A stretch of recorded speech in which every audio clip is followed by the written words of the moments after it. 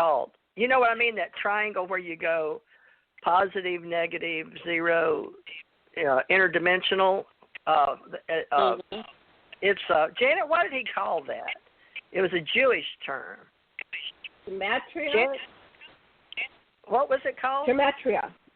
You're right. See, Wasn't he doing gematria? Yeah, gematria. She got lost in the language of our Ascension age. That's great. I didn't understand gematria. I didn't quite get 100% what that is or was or even is now, but he kept mentioning it. When you can't communicate, like I have trouble communicating, it makes you. It's called the Solomon sickness in the ancient mystery schools, where the magic in your brain, and it's not a psychosis. It's not. You know how psychology with Freud and Jung, we've all studied that. We have psychology background, folks. But with when you start speaking and communicating, and you're doing your best to verbalize your senses, including your sixth sense, because we were moving into that. 2001 was all about the crumbling of the World Bank system, and it was really all about the fact that our monetary system with the computers and AI. So anything you think we're going through now, we've already gone through 50 or 100 years ago, but we were moving timelines around in all these holograms that we call reality, right? Mm-hmm. So everybody's realities were blending in, but the fall of the financial economic system and who had what records in all the greed of the politicians and Wall Street, back to Rockefeller and J.P. Morgan and who was that other one? Anyway, all the big kingpins back after World War II. So all that was coming with the intelligence communities and the records. So we were going, it's a big, long problem, but greed takes over with the organizations and military-industrial complex and intelligence communities. But, the ETs watch all that. They just observe it. They sure do. They sure do. So I understand how hard it is to find, Earth words to describe this. It's almost an impossibility. And so I understand, and I've experienced it a lot. But that's why I thought that little video was so cute. Those little girls said that so simple and so sweet with a ton of all this, to help. But then I feel, it's my belief, that we're not moving. We haven't moved as fast as maybe what we could have if we had awakened more at that time. Now, I don't like to say could have or should have, but and then because I do believe everything is in divine order. But in essence, the vibration of the masses is what needed this COVID or these other things to manifest in order to awaken even more. So we're nothing special. We're not any better than anybody else, but we did volunteer to come here and do this as well as many other people did too. And it is like a war. And we're in those times to bring about peace and love and understanding and also to help the animals. My goodness, I'm a big animal person. So I feel like Paul was even after he did our show for the Ascension Age community, he loved our spiritual science community. But the gematria was the Kabbalistic method of interpreting Hebrew scriptures, the Jewish with numerical values and words. So he got constituted in that with his entertainment world, and he was working for Weinstein. And he told me, not Judge Weinstein, it was like that Epstein guy. Harvey. Who was it? The two brothers. Harvey Weinstein. Yeah. Harvey and Harvey was the guy who went to jail for a long time.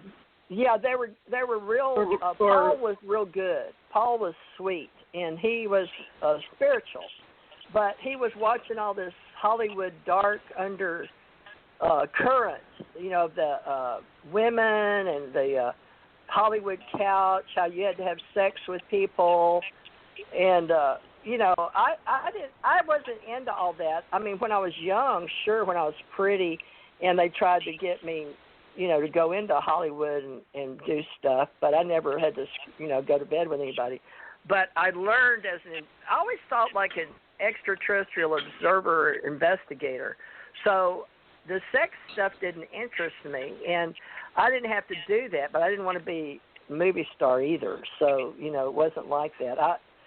But he worked in it because he believed in it, and he was a famous skier, little tiny guy, but his family had a little bit of money, so he had ambition. He had ambition. And in his past life, he worked with the king of Solomon and with Solomon and King David. His name was Paul David Rosenberg, I think. So he knew of his Assyrian background, back in the 700s in his past life. What? TJ, can I make a request? This is kind of off topic, and this person isn't even part of this. Okay, can we get something more relevant to our conversation? Yeah. Go ahead. Okay, go ahead. I'll set up. Far, miss. Sure, go ahead. No, I just want to be more on topic. Karen, do you have a show? Do you have a question that will bring us back into the topic of our discussion today? Well, basically, I feel the influence of other races, other extraterrestrials around us now more, and I think they're helping us as much as as they can or as they will. And I think I'm just making a statement. This is not a question. This is just how I'm feeling and what I'm receiving right now. I think that my desire is what I've come here is, and I know you guys too feel the same, is to help people to see beyond, and that this is a play. We're the architects of our plays, and just like Shakespeare said, it has its entrances and its exits. And we have many plays on this level and interdimensionally too. And they can all be happening at the same time on whatever way we do it. But right here on the earth plane, we're experiencing all these things, literally. And I think that what I feel is that ourselves and others like us are here to help others to understand as much as we can. So that's why I agree with TJ. It's hard to find words. And when I find words or come across words, or like that little video I keep talking about, that was simple, sweet, and very thorough. And people could get it if they were going to get it.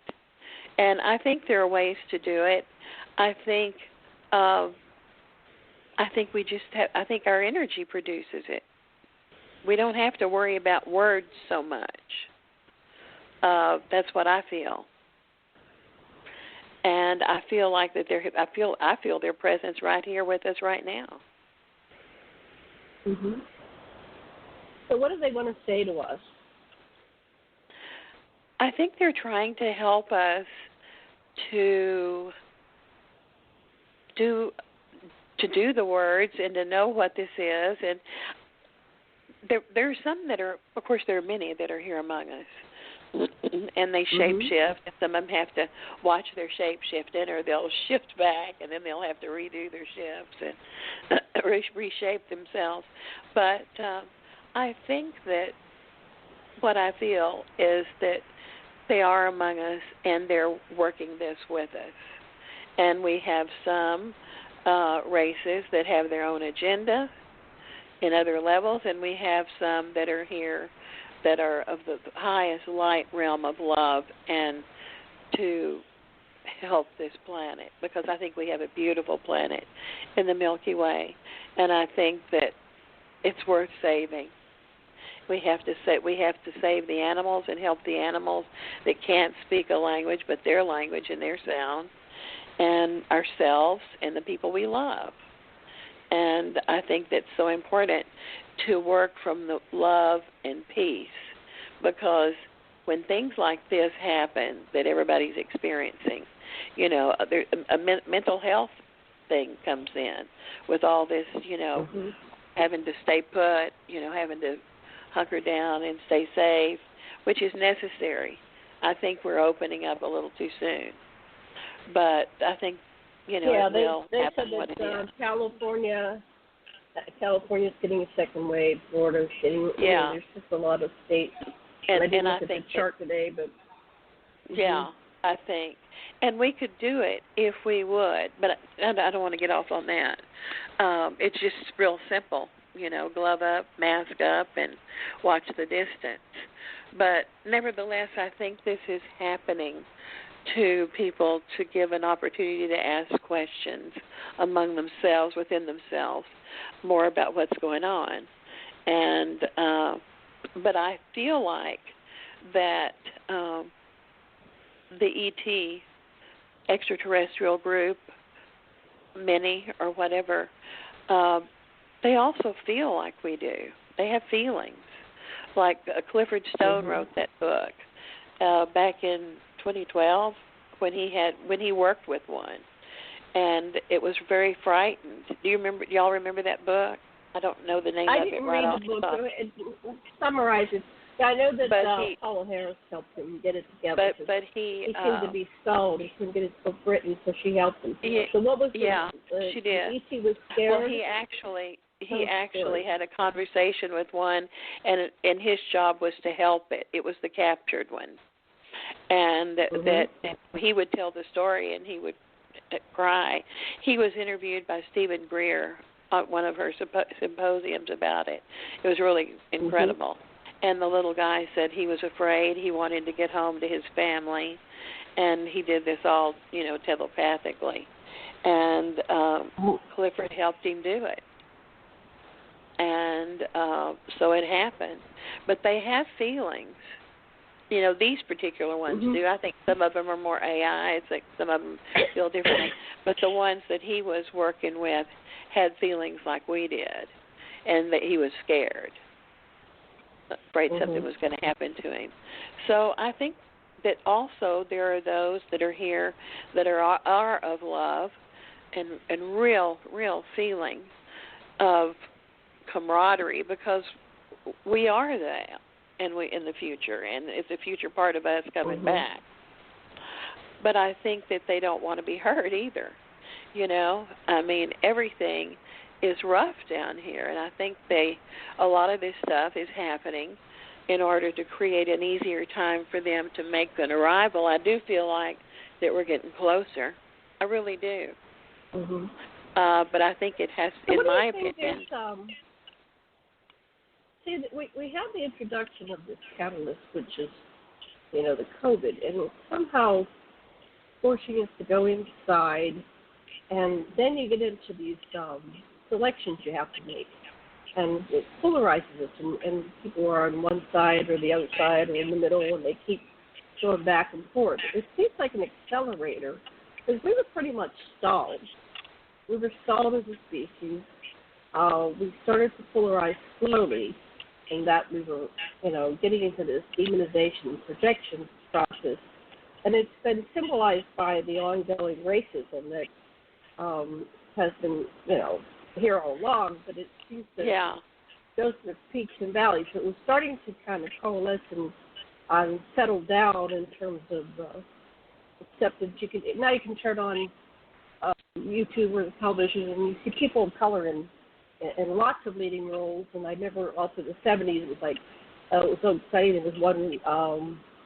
There was one show, was it somebody, it was a black star that was the a secret agent, right? I forget the name of it. So we used to just have an occasional, we had the Jeffersons, and it was just far and few between. We had the Cosby's family, right? So they were the only black family on television during through the 80s and 90s, and then all of a sudden now it seems like we pushed through a gap. There's all these people of color in lots of leading roles, movies and television shows, and they're featuring people of color. And then we see this browning of America. TJ's grandchildren are colorful, She was, the first generation was all white on all sides. My family was all white on all sides, and now I don't have personally children, but my brothers grandchildren and great grandchildren